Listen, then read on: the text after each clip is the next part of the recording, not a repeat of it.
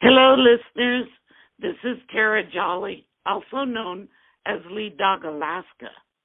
Recently, my friend Ron DeVito, publisher for U.S. for Palin, and myself had the privilege of asking a few race questions of Todd Palin, 4-year champion and 20-year-plus veteran of the Iron Dog race. So without wasting any time, let's get straight to the questions and conversation with Todd Palin. Good morning, Todd. How did you get involved in the Iron Dog in the first place? Growing up in rural Alaska, being able to drive your snow machine to school, and everybody had snow machines, and we did little races here and there. But when I got settled in Wasilla, I heard about the race, and a buddy of mine from Dillingham, Frank Woods, he had followed the race because there was a couple kids from Dillingham, the Braswells. They participated in, I believe, 1992. And Frank and I said, well, let's go for it. And so our first race was 1993.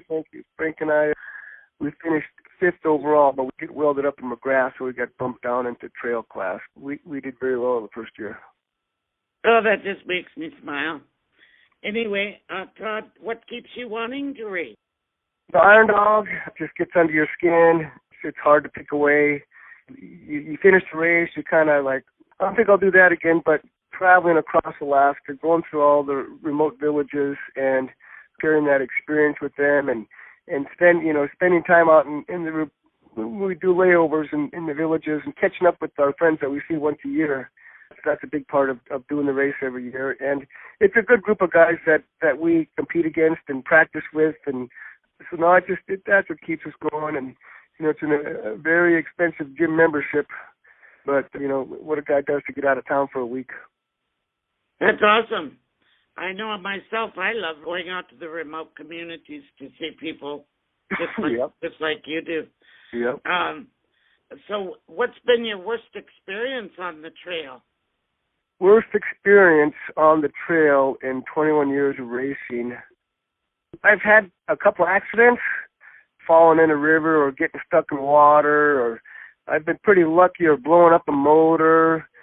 All in all, I've been, the partners that I've had through the years, we've been pretty lucky. I mean, it's just, you break a chain, you blow a shock, this kind of stuff is just normal. But, when you hear some of these, like, rookie teams, for example, this year, taking 20 hours to get to McGrath and this and that and breaking down, and I haven't had to experience that. That would be a bad day. So I've been pretty lucky, just the normal parts here and there on the trail. Haven't had to walk. Ran out of gas a couple times, but my partner was able to go get gas.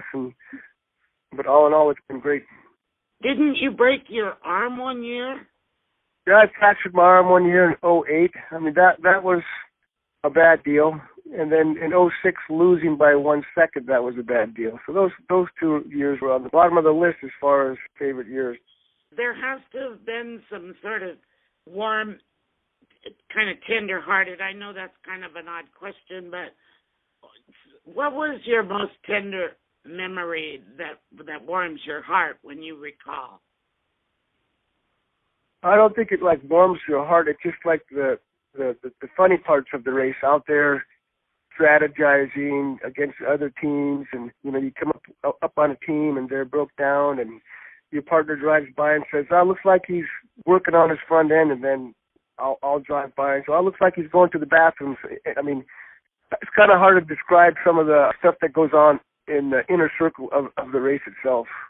So that kind of leads me to my next question, which is, what's the funniest memory that still makes you smile when you think of it?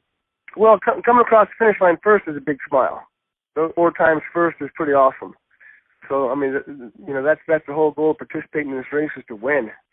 And, there's I really can't think of anything there's just funny stuff. Just stories from other teams that just get us all laughing. Just some characters involved in the race, and they're really good storytellers. Well, that's awesome. One of your earliest snow machines was a Polaris. So in a sense, you've gone full circle. What drove your decision to move from Skidoo to Polaris this year?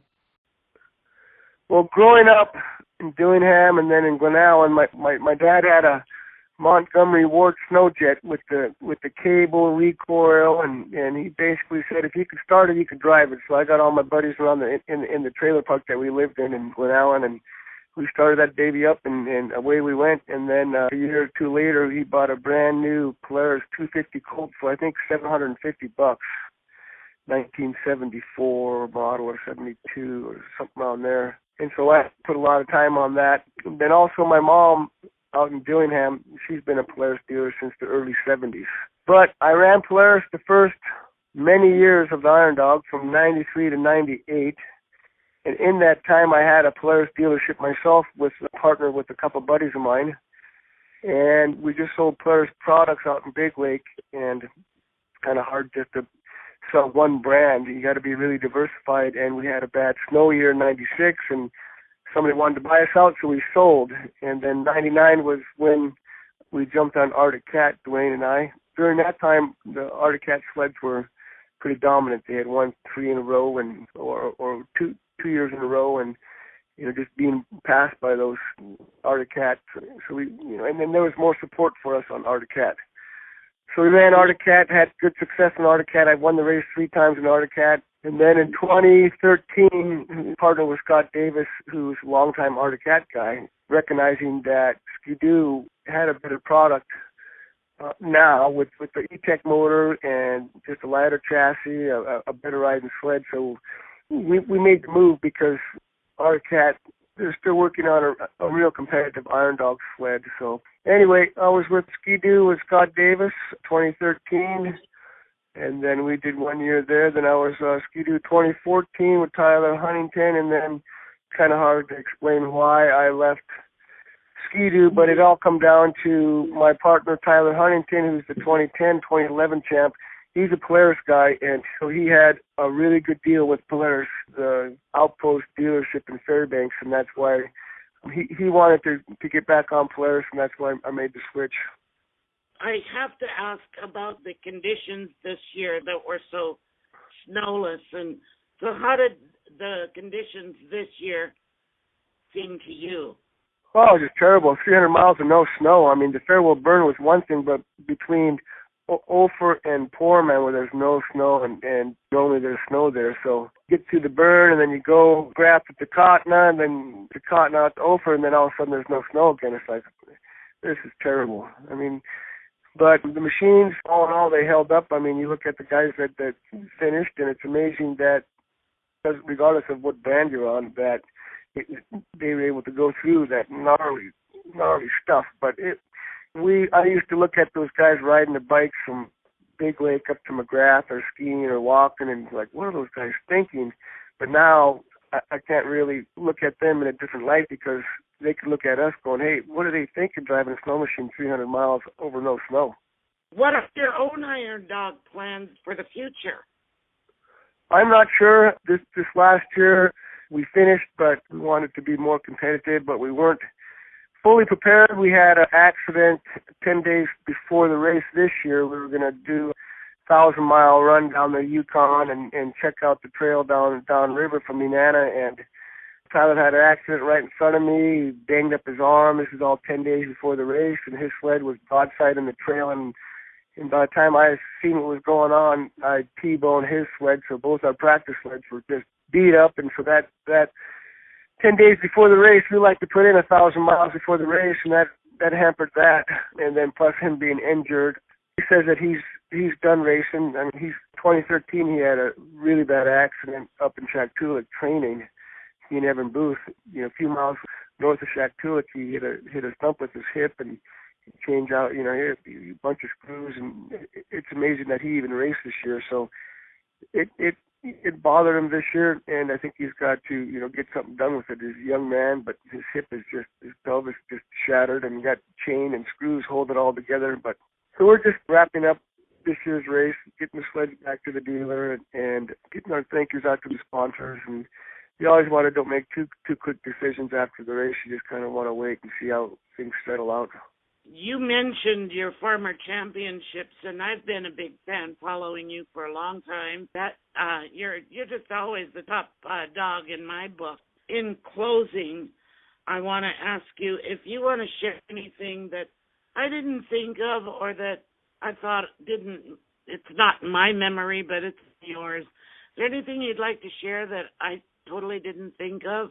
No, I mean, it's just a brutal race, and I'm one of the older guys now, and seeing a lot of these younger guys come up and do it. None of us couldn't do it without the help of the manufacturers and our individual sponsors. And this last year we had the ceremonial start in Anchorage, and in the worst weather conditions possible, rain and this and that, but hats off to the Iron Dog, they pulled it off. And you know, downtown ceremonial start in Anchorage, I never thought I'd see that day, especially with the weather that we had, but it was fun, something different. But no, Iron Dog it's a lot of fun, it's a lot of work, it's a lot of tension on the family, and without the blessing of the family, you know, I'd have probably been done a long time ago. But they allow me to continue to do it, and I'm going to go train for a marathon. You got to go put the time in, and that's the same with the Iron Dog. And if you don't put the time in, you're going to have a bad run. If you put the time in, you're going to have a good run, and things will fall your way if you're in shape. If you're not in shape, you're going to be a hurt unit. That's a really good message for those youngsters out there that are thinking about getting into the Iron Dog. Yeah. I got to thank you, Todd, for all of my questions. I got to thank you for taking the time and the kindness to call me and let me record you. And all right, Ted. Well, thank you for what you're doing. You take care. All right. Bye-bye, Todd. Bye. That's it, friends, from U.S. for Palin and LeadDog Alaska. Have a great day. Bye.